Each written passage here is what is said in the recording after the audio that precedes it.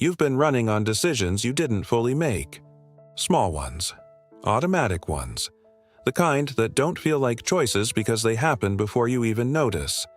You wake up, check your phone, react to something, move through the day, and by the time you sit down at night, you're not sure what actually happened. Just that it did. And tomorrow will probably look the same. It's not that you're lost. You're not confused about what you want. You're just distant from it. Like there's a version of you that knows exactly what to do. And then there's the one showing up every day, half present, half committed, wondering why nothing sticks. You've tried things. You've started routines. You've told yourself this time will be different. And maybe it was, for a few days. But then something shifts. Life gets busy, you get tired, the structure falls apart, and you're back to reacting again. Not failing, just floating. And that might be the strangest part. You're not falling behind in any obvious way. You're just not moving forward either. There's a gap between who you are and who you're capable of being. Not in some distant motivational sense. In a real, everyday sense. You feel it when you say you'll do something and don't. When you know what the better choice is and still don't make it. When you sit in front of a screen longer than you meant to, or avoid the thing that actually matters because it feels harder than it should. And the thing is, no one else sees it. You still show up. You still handle things. From the outside, you're fine. But inside, there's this quiet awareness that you're not operating at full capacity, that you're capable of more control, more clarity, more consistency, but something keeps pulling you back into the same patterns. It's not laziness. It's not weakness. It's just, you haven't figured out how to stay aligned with yourself yet.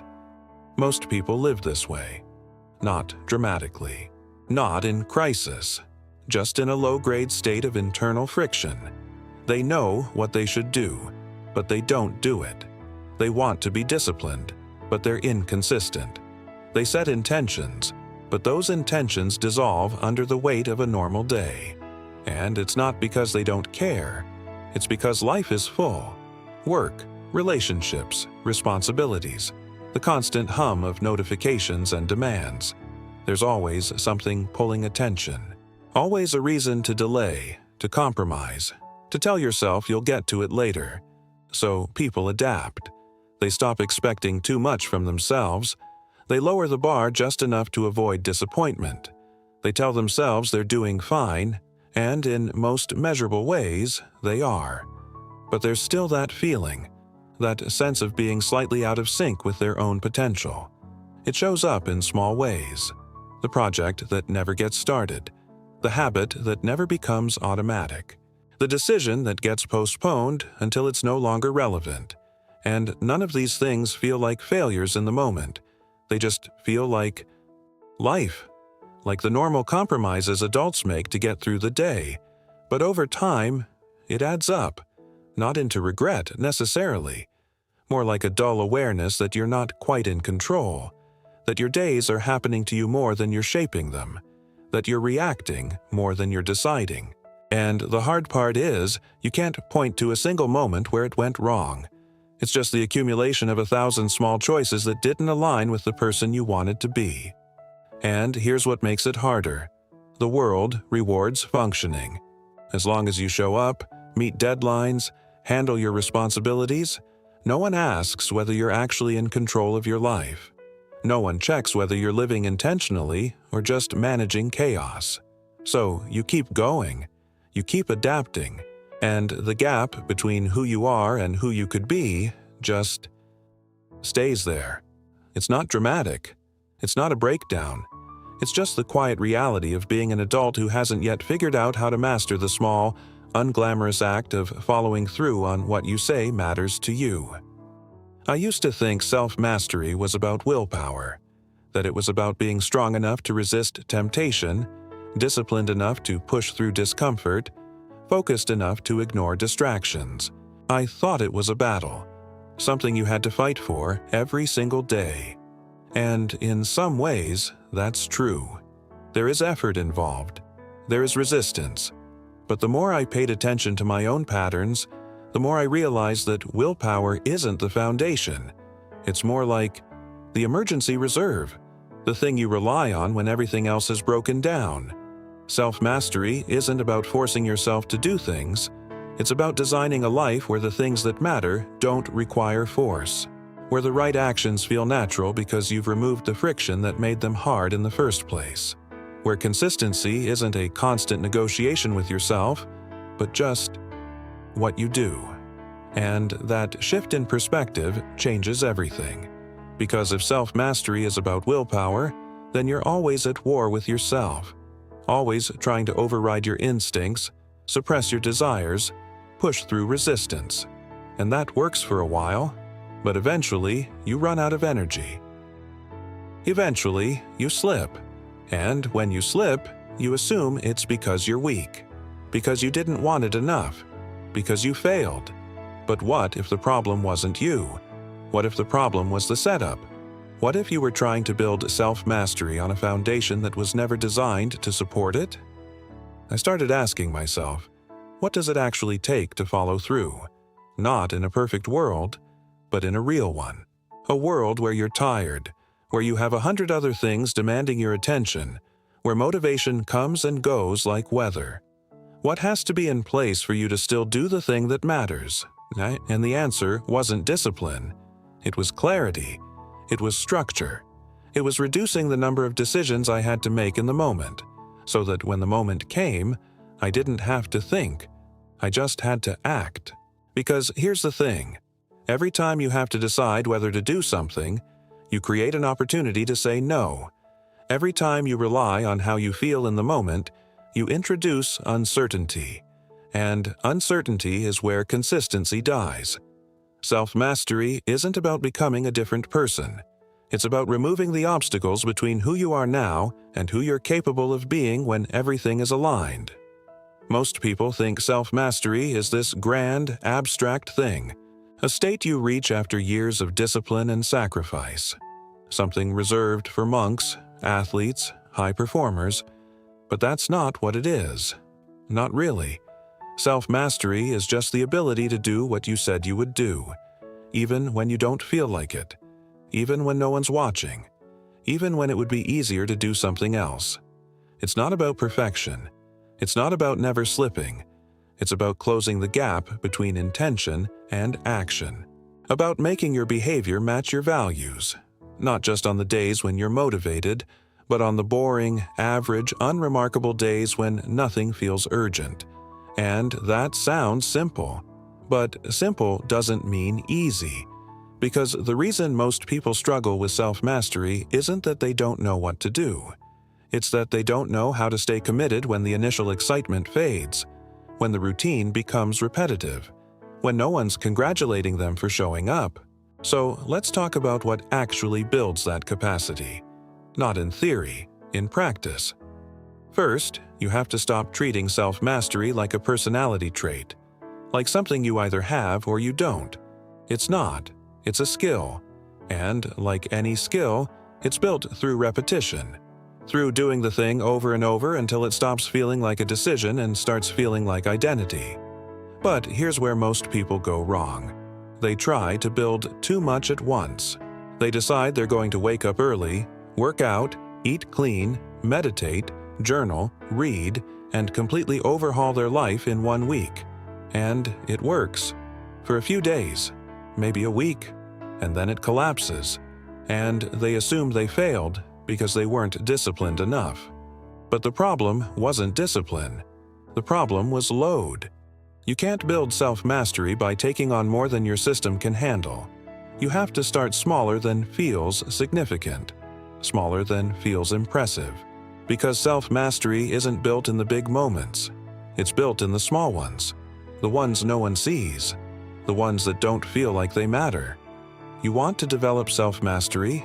Start with one thing, one commitment, one action you take every single day, no matter what. Not because it's life-changing, but because it's proof. Proof that you can say you'll do something and actually do it. Proof that you're someone who follows through. And it doesn't matter what it is. It could be making your bed. It could be drinking water before coffee. It could be closing your laptop at a specific time. The content doesn't matter. The consistency does. Because every time you keep a commitment to yourself, you're building trust with yourself. And that trust is the foundation of everything else. Second, you have to understand that self-mastery isn't about control. It's about alignment. It's not about forcing yourself to do things you hate. It's about organizing your life so that the things that matter are also the things that feel natural. And that requires structure. Not the kind that feels restrictive, but the kind that creates space. The kind that removes decisions from the moment and moves them to a time when you're calm, clear, and capable of thinking long-term. You don't decide whether to work out in the morning. You decide the night before. You don't decide whether to eat well when you're hungry. You decide when you're planning your week. You don't decide whether to focus when distractions are everywhere. You decide by designing an environment where distractions don't exist. Self-mastery is built in the design phase, not the execution phase. Because if you wait until the moment to decide, you'll choose based on how you feel, and how you feel changes. But what you've already committed to, that stays. Let's bring this into real life. Because ideas only matter if they work when everything else is happening too.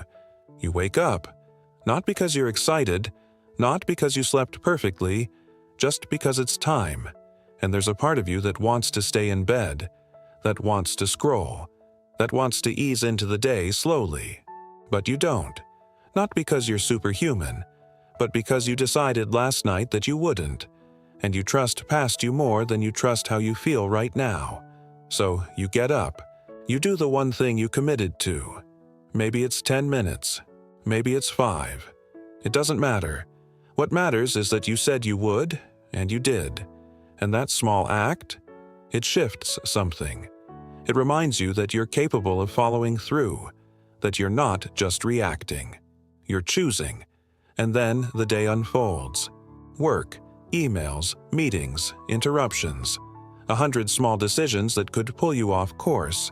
But you don't rely on motivation to stay aligned. You rely on structure. You know what time you'll work, what time you'll break, what time you'll stop. Not because you're rigid, but because you've removed the need to decide in the moment. And when distractions come, because they always do, you don't fight them with willpower. You don't white-knuckle your way through focus. You just don't engage, because you've already decided what this block of time is for, and anything that doesn't fit that purpose isn't an option, not because it's forbidden, just because it's not part of the plan. Later, something unexpected happens. A request, a problem, something that could derail everything, and you feel the pull to react, to drop what you're doing and handle it immediately. But you pause. Not because you're ignoring it, but because you've trained yourself to ask, does this need to happen now? Or is this just urgency disguised as importance? And most of the time, it's not urgent. It just feels that way. So you note it. You schedule it. You move on. Because self-mastery isn't about doing everything. It's about doing what matters and letting everything else wait. By the end of the day, you haven't done anything extraordinary. You didn't have a breakthrough. You didn't achieve something massive. You just followed through. On the small things. On the things you said mattered. And that might not sound impressive, but it is. Because most people don't. Most people let the day happen to them. You didn't. You stayed in control. Quietly, consistently, without drama, and tomorrow you'll do it again. Not because you feel motivated, but because that's who you are now. Someone who follows through, someone who keeps commitments, someone who's building self-mastery one unremarkable day at a time. I want you to think about something, not in a heavy way, just as a thought that sits with you for a while. Every time you come back here, every time you press play on something like this, you're doing more than just listening. You're reminding yourself of something you already know, that you're capable of more than you're currently giving yourself credit for, that there's a version of you that exists when you're aligned, when you're clear, when you're not reacting but choosing. And that version isn't some distant ideal. It's just you, without the noise. And maybe that's why you keep coming back. Not because you need to be told what to do, but because it helps to hear it said out loud. To have someone organize the thoughts you've been thinking but haven't fully shaped yet. To feel like you're not the only one trying to figure out how to live with intention in a world that rewards speed over clarity. So here's the thing. I'm going to keep making these, not because I have all the answers, but because I'm working through the same things you are. And I found that when I talk through them, when I slow down and organize the ideas instead of just reacting to them, things start to click. Not all at once, but gradually, in a way that actually sticks. And if that resonates with you, if this space feels useful, then just keep showing up. Not because you have to, but because it's easier to build self-mastery when you're not doing it alone. When there's a consistent voice, a steady rhythm, a place you can return to when everything else feels scattered. You don't have to subscribe. You don't have to do anything. But if you want this kind of clarity to be part of your routine, the same way a walk or a journal entry might be, then make it that. Let it be one of the small, consistent things you do. Not because it's life-changing in a single session, but because over time, small consistencies build into something much bigger. And that's all self-mastery really is. Small things, done consistently. Until they're just part of who you are, you're not going to wake up tomorrow and suddenly have everything figured out. That's not how this works, but you also don't need to. Because self-mastery isn't a destination. It's not something you achieve and then maintain forever. It's just the practice of staying close to yourself, of noticing when you drift and choosing to realign. Over and over, without judgment, without drama. Some days will be easier than others. Some weeks, you'll feel like you're in control. Other weeks, you'll feel like you're barely holding on. And that's fine. Because the goal isn't perfection. It's just not quitting. Not giving up on the idea that you're capable of living with intention. That you're capable of doing what you say matters to you, even when it's hard. And the more you do it, the more natural it becomes. Not effortless, but natural. Like breathing. Like something you don't have to think about because it's just part of how you move through the world now. So keep going. Keep making the small commitments. Keep showing up for yourself in the unremarkable moments. Keep trusting that the work you're doing, even when it doesn't feel significant, is building something real. Because it is. You just might not see it yet, but you will. And when you do, you'll realize that self-mastery was never about becoming someone else. It was just about becoming the version of you that was always there, waiting for you to stop reacting long enough to let them through.